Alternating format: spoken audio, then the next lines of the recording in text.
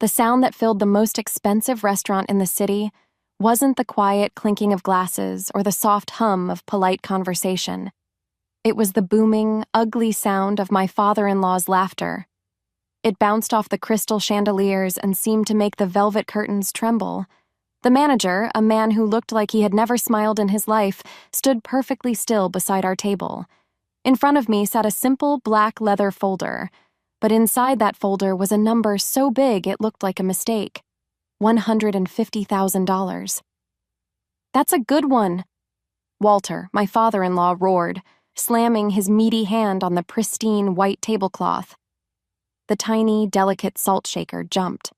"You almost got us. For a second there, I actually thought this fancy meal cost as much as a house."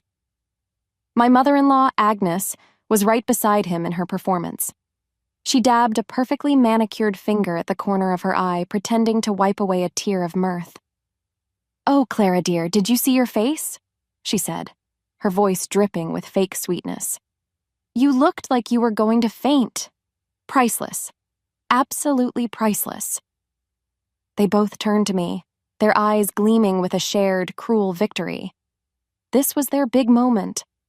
This was the grand finale of their 45th wedding anniversary celebration, a dinner that was supposed to be in their honor. But it wasn't about them. It was about me. It had always been about me. My husband, Leo, sitting beside me, looked pale. His knuckles were white where he gripped the edge of the table. He opened his mouth to say something, probably to defend me, but his father cut him off. "Well, go on, dear," Walter smirked, gesturing to the bill with a flick of his wrist. "Time to pay up. After all, you're the one who made the reservation. You handled everything so beautifully." He let the compliment hang in the air, knowing it was poison. Then came the part they had rehearsed, the final crushing blow. "Oh, wait!" he exclaimed, his voice full of mock surprise. He began patting the pockets of his tailored suit jacket, a look of comical confusion on his face. "How silly of me. It seems Agnes and I forgot our wallets. And our credit cards. We must have left them on the dresser in our haste to get here." Agnes played her part perfectly. "Oh dear, I think you're right, Walter," she gasped. "We were just so excited. My goodness, what a silly mistake to make." They erupted in laughter again. It was a loud, arrogant sound designed to draw attention from every corner of the silent, staring room. They wanted everyone to see me. They wanted every person in this restaurant, people who dripped with wealth and power, to see the poor, simple girl who had married into their family and was now stuck with a bill she could never, ever pay. They were waiting for me to panic. They were waiting for the tears, the frantic phone calls, the utter humiliation. They were waiting for me to break. I could feel Leo's leg jiggling nervously beside mine. He was looking at me, his eyes pleading, though he didn't know what for. For 3 years, I had swallowed their insults, endured their little games, and smiled through their thinly veiled hatred, but they had underestimated me, they always had. I did not cry. I did not panic. A strange, quiet peace settled over me, a feeling I had been waiting for a very long time. My hand was perfectly steady as I reached for my glass of water. I took a slow, deliberate sip, the cool liquid a welcome contrast to the burning stares of my in-laws. I placed the glass down on the table with a soft, definitive click. Then I looked up, meeting Walter's eyes first, then Agnes's. Their smiles were still plastered on their faces, but they were beginning to look a little strained. My silence was not part of their script.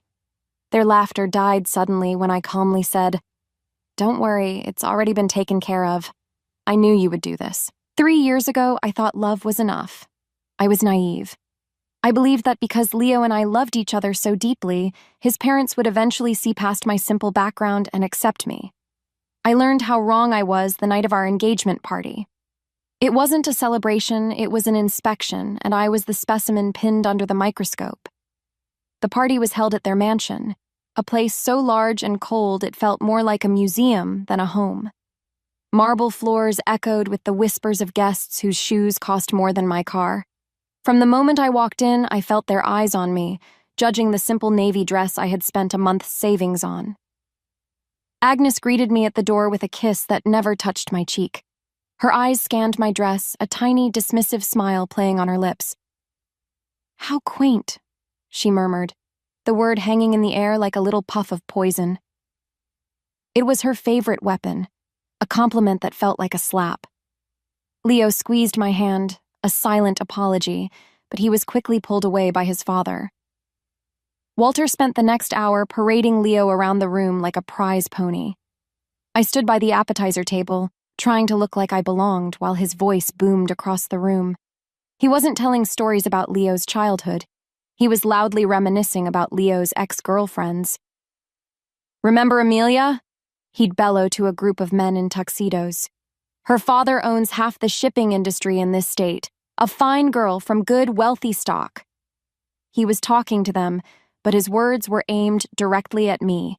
He was drawing a map of the world I didn't belong to and making sure I knew it. The real test came later.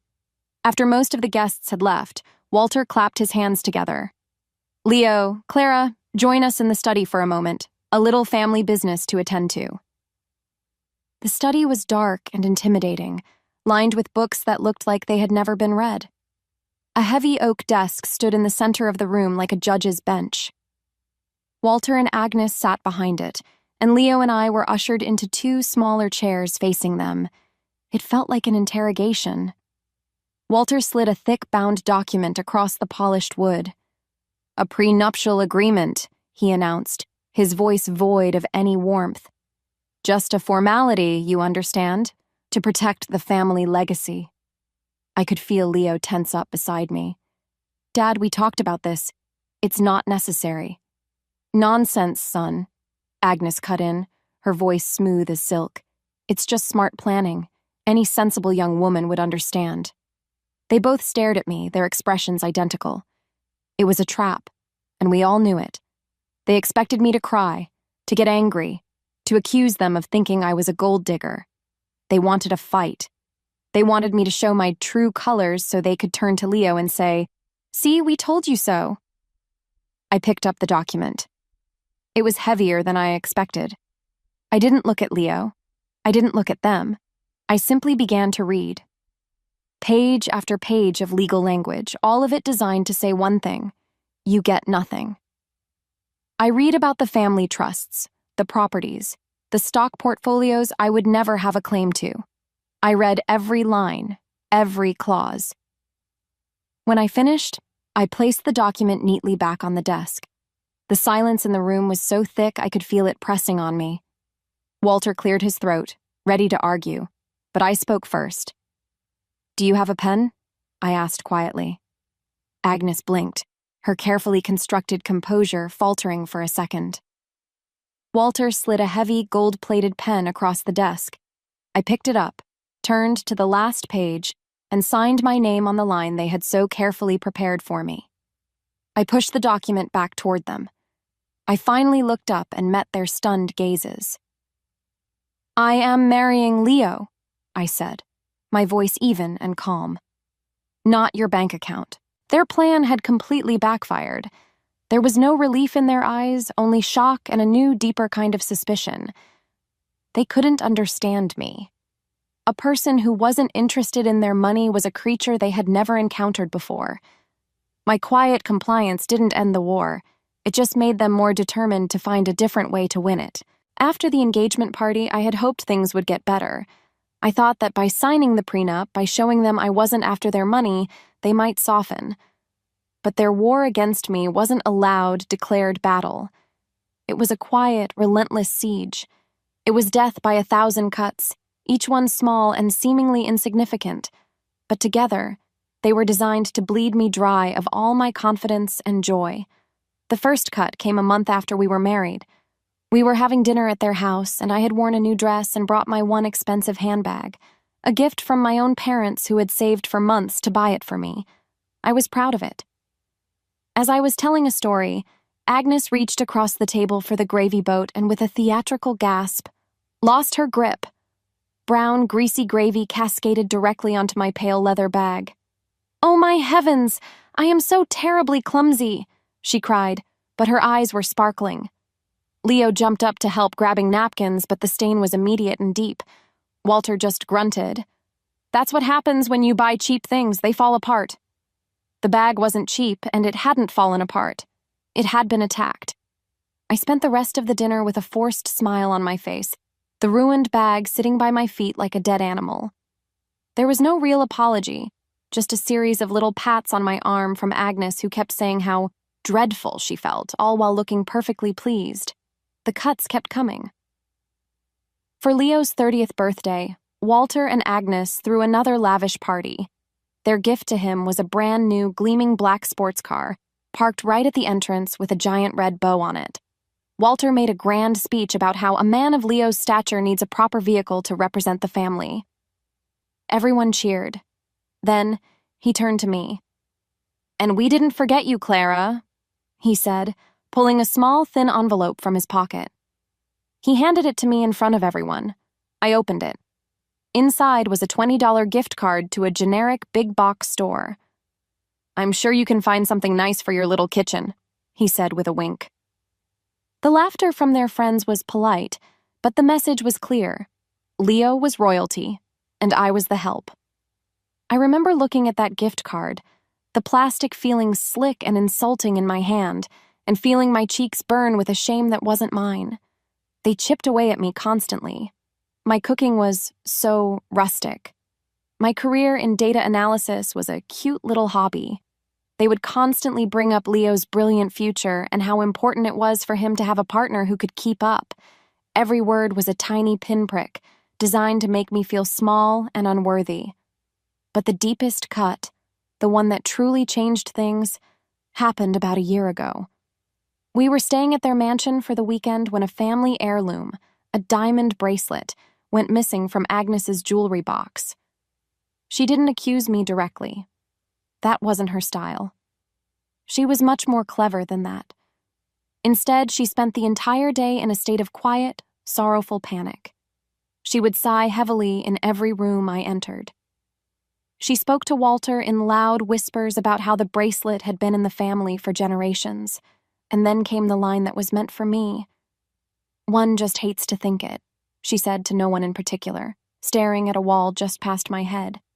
"But you hear such stories. New people in the family can't always be trusted."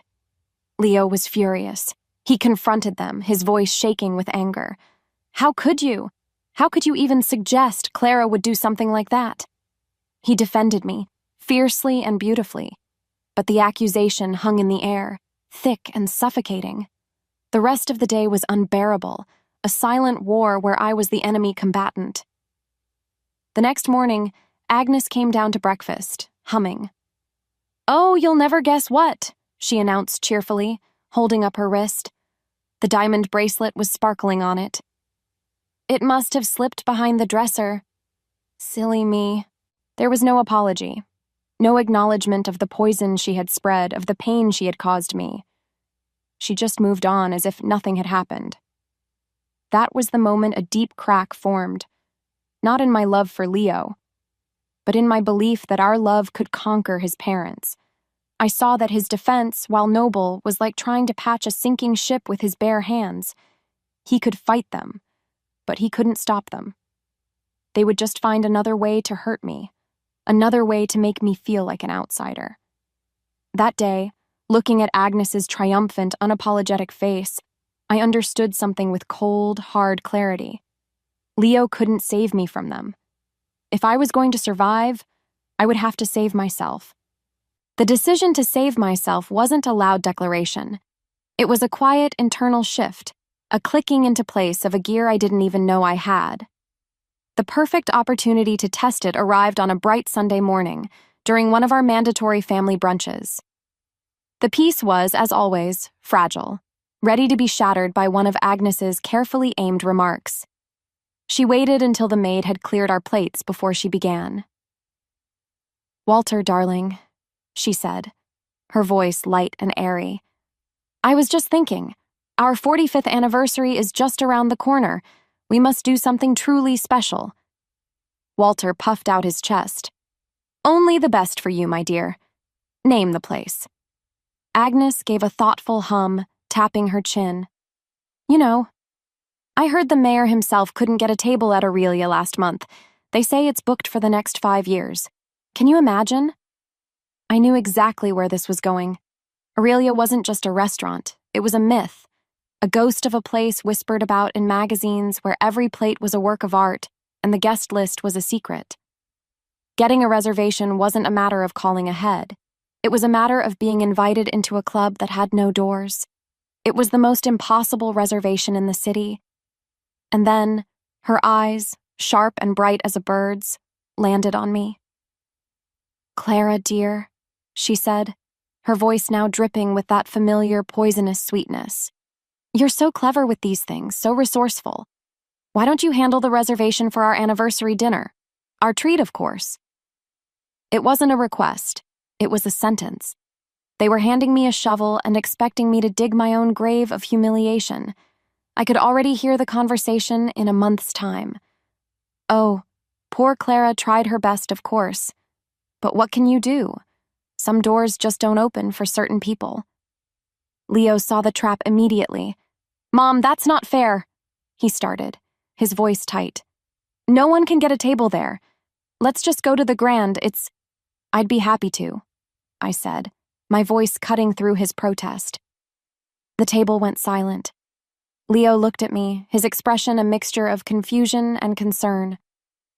Walter and Agnes looked at me with open surprise, which they quickly hid behind smug smiles.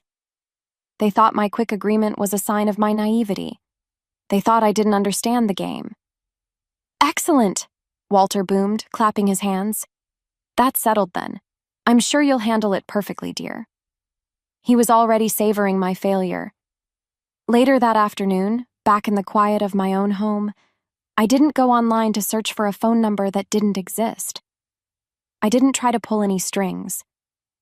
I walked to my bookshelf and pulled out an old, worn photo album. I flipped through the pages until I found it. A picture of my father, his face crinkled in a wide smile, his hands covered in flour. He was standing next to a much younger man with intense, hopeful eyes, the two of them in front of a tiny, run-down storefront. My father was a baker. He didn't have money or influence, but he had a different kind of wealth. He was rich in kindness. He saw potential in people. The young man in the photo was a chef with big dreams and empty pockets. My father gave him a small loan, not from a bank, but from his own meager savings, to help him start his first tiny bistro. He never asked for the money back. He just asked the young man to one day pay the kindness forward. That young man was named Alistair, Mr. Alistair, the now legendary owner of Aurelia. I picked up the phone. I didn't introduce myself as Clara, Walter's daughter-in-law. I didn't mention Leo's last name. I made a single phone call. "Mr. Alistair, this is Clara," I said. "Daniel's daughter." There was a moment of silence on the other end of the line, and then a voice, warm and full of emotion, said, "I've been waiting for this call for 20 years. The next Sunday at brunch, I waited until dessert was served. Then I placed a small, elegant card on the table. It was a reservation confirmation for 4, at Aurelia, for the night of their anniversary. Walter and Agnes stared at it, their forks frozen halfway to their mouths. The stunned silence was the most beautiful sound I had ever heard. Walter was the first to recover, snatching up the card. He blustered, "Well, I'll be. My name must have finally gotten to the top of the list, knew it would open doors." He could believe what he wanted, I just smiled. Their perfect trap had snapped shut, but I wasn't the one caught inside. And I knew, with absolute certainty, that they were already planning a new one. Walter's bravado was a flimsy shield, and I could see right through it. For the rest of that brunch, he paraded the reservation card around as if it were a trophy he had won himself. But every time he thought I wasn't looking, I saw him exchange a glance with Agnes. It was a look of pure, undiluted fury. Their plan to publicly shame me hadn't just failed. I had turned it into a victory. And people like them could not stand to lose. In the weeks leading up to the anniversary, their behavior towards me changed. The tiny, passive-aggressive jabs stopped. Instead, they became sickeningly sweet. Agnes would call me just to chat, her voice like honey laced with arsenic. Walter would send articles to a family group chat about the legendary dishes at Aurelia, adding comments like, "Can't wait to try this. Hope you're ready for a big bill, Clara. Haha." Their kindness was a new kind of weapon, and it was far more terrifying than their open hostility. I didn't need to be in the room to hear their conversations. I could imagine them perfectly, sitting in their cold, sterile living room, whispering and chuckling as they built their new, far more dangerous trap. I could practically hear Agnes, a wicked glee in her voice, saying, "She thinks she's so clever, Walter. Let's see how clever she is when she's faced with a bill that could bankrupt her little family 10 times over." And I could hear Walter's booming reply, "We'll order everything, the oldest wine, the rarest food. And when the bill comes, we'll just laugh. She'll have to call her poor little parents to bail her out. The humiliation will be magnificent." They were constructing a golden trap, a beautiful, expensive evening that would end with my utter ruin. They thought I was walking into it blindly, dazzled by the glamour and too naive to see the jaws waiting to snap shut. What they didn't know was that I was having my own quiet conversations. A few days after securing the reservation, I called Mr. Alistair again. "They're not happy," I told him, my voice low. "They see this as a challenge." "I expected as much," he replied, his tone serious. "Your father told me once that true character isn't shown in how a person handles failure, but in how they handle someone else's success." I took a deep breath. "I need to ask you for a favor, a big one. It's not about the reservation anymore. It's about justice, I suppose." And then I told him everything. I told him about the prenup, the ruined handbag, the gift card, the missing bracelet. I told him about the years of being made to feel small and worthless, the 1,000 little cuts designed to make me bleed. He listened patiently, without interrupting once. When I was finished, there was a long pause on the line. "Your father was the kindest man I ever knew," he said finally, his voice thick with emotion. "He invested in me when I was nothing. It's time to repay that investment. What do you need me to do?" Together, we devised a plan, a very special plan, just for Walter and Agnes. The night before the dinner, Leo came to me, his face etched with worry. He had seen his parents' wicked excitement, and it scared him. "Clara, maybe we should cancel," he said, taking my hands in his. "We can say you're sick. My parents, they're up to something. I can feel it. I don't want to see you get hurt." I looked at my husband, at the man I loved who was trapped between the woman he chose and the parents he could never escape. I squeezed his hands gently. "Don't worry, Leo," I said, a calm, steady confidence flowing through me. "I'm not going to get hurt. Not this time." I gave him a small, mysterious smile. "It's going to be a night they'll never forget." Aurelia wasn't just quiet, it was hushed. The air itself seemed to be made of velvet and old money. But the moment Walter and Agnes walked through the grand entrance, that sacred silence was shattered. Walter strode in as if he owned the place, dismissing the maitre d' with a wave of his hand and loudly admiring a sculpture in the lobby. Agnes glided behind him, her eyes scanning the other diners, a faint, superior smile on her lips. They weren't there to dine. They were there to conquer. Leo looked like he wanted the floor to swallow him whole. He kept murmuring apologies to the staff as we were led to our secluded table. I, on the other hand, felt a strange sense of calm. I was a spectator at the theater, and the final act was about to begin. They thought they were the predators circling their prey. They had no idea they were the ones in the cage. The performance began the moment the menus were presented. They were not menus, really, but heavy, leather-bound books. Walter didn't even open his. "Bring us your oldest bottle of wine," he commanded the sommelier. "The one you tell stories about." When the sommelier hesitated, mentioning the astronomical price, Walter just laughed. "Son, we're not here to count pennies." The bottle arrived, presented like a holy relic, and so it began. They ordered with a theatrical flair that was both absurd and deeply cruel. Oysters with pearls of rare vinegar, a terrine made from ingredients I couldn't pronounce. Every time the waiter described a dish, Agnes would ask, "Is that your most exclusive?" The main course was the crescendo of their arrogance. Walter ordered the Japanese steak, the one that famously came with a certificate of authenticity and was covered in edible gold leaf. Agnes chose the lobster, a creature so large it looked prehistoric, which had apparently been flown in from a private cove in Maine that very morning. With every extravagant order, Walter would turn to me, a glint in his eye. He'd pat my hand, his touch feeling like a spider crawling on my skin. "Don't you worry your pretty little head about the price, dear," he'd say, his voice loud enough for the nearby tables to hear. "Tonight, you live like us, a little taste of the good life." They believed my silence was fear. They mistook my calm for paralysis. They saw me taking small sips of water, quietly observing them, and thought I was calculating the impossible debt I was falling into. They couldn't have been more wrong. I was simply memorizing the details for later. Leo tried, feebly, to intervene. "Dad, maybe that's a bit much," he'd whisper, only to be shot down by a sharp look from his mother or a dismissive wave from his father.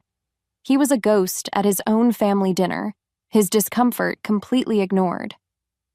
Finally, after a dessert that involved crystallized flowers and sugar spun into a golden birdcage, the meal was over. The battlefield was clear. Walter leaned back in his chair, patting his stomach with a satisfied groan.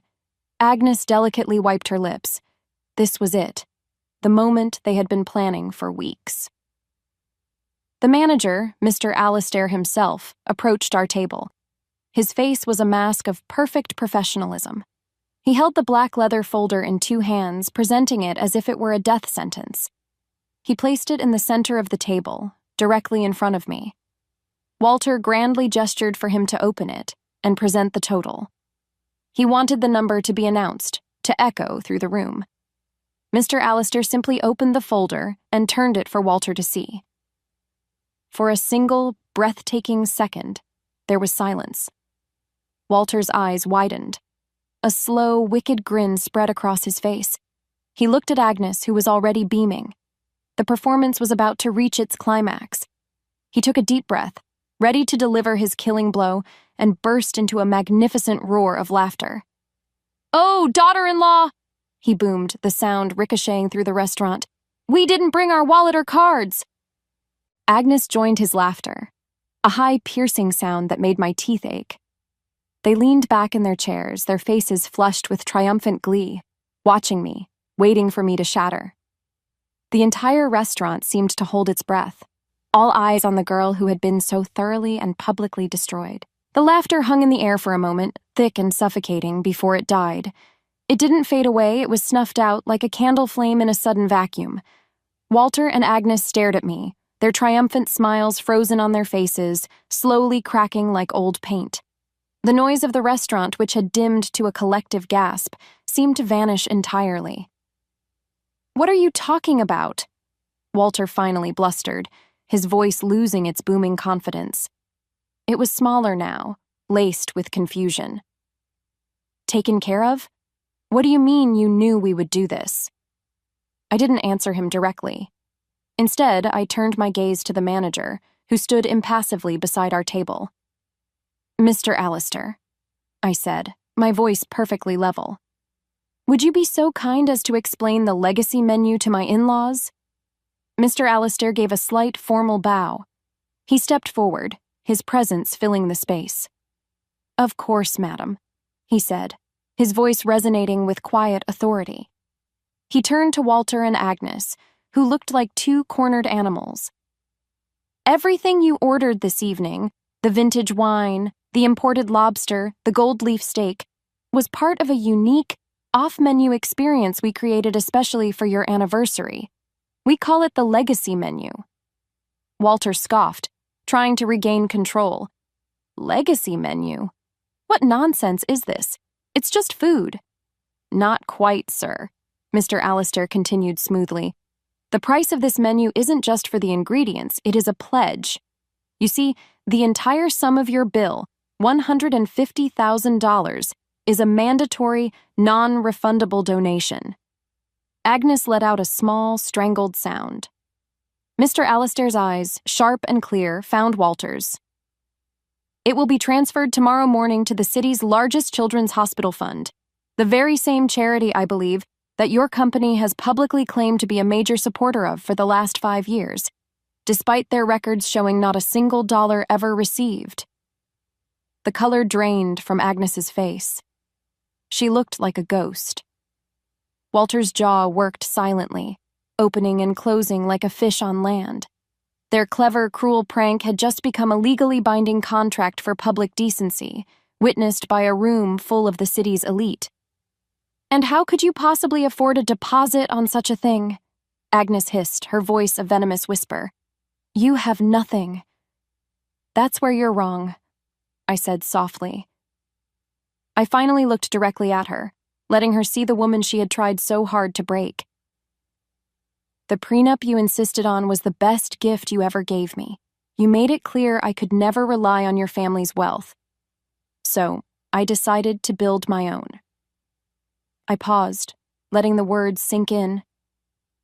"For the past 2 years, I have been running a tech consulting firm. It's become quite successful." The look of utter disbelief on their faces was more satisfying than any revenge. But I wasn't finished. There was one final cut to make, and this one would be the deepest. "Speaking of business," I continued, reaching into my purse, "I heard Walter's company was on the verge of bankruptcy a month ago. A terrible investment, I believe. And then a last-minute emergency bailout from an anonymous benefactor saved everything." I pulled a document from my purse and slid it across the table. It was a single-page shareholder report. I was that anonymous benefactor.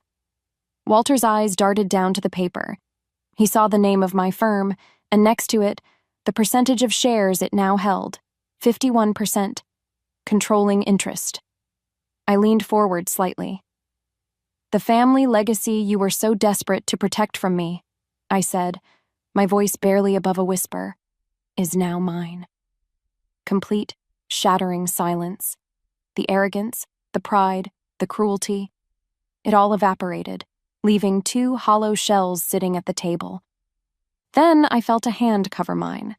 I looked up to see Leo, his eyes shining with a mixture of shock, awe, and a profound sadness for what his parents were. He had finally seen them for what they truly were, stripped of their power and wealth. He stood up, pulling me gently to my feet. "We're leaving," he said, his voice firm and clear. We turned and walked away. We didn't look back. I could feel the stares of the entire restaurant on our backs, but they didn't matter. A weight I had carried for 3 years lifted from my shoulders with every step we took toward the door. We left them there, in the opulent silence of Aurelia. 2 silent, broken people, left alone to face the bill, the public humiliation, and the quiet, unassuming woman who now held their entire world in the palm of her hand.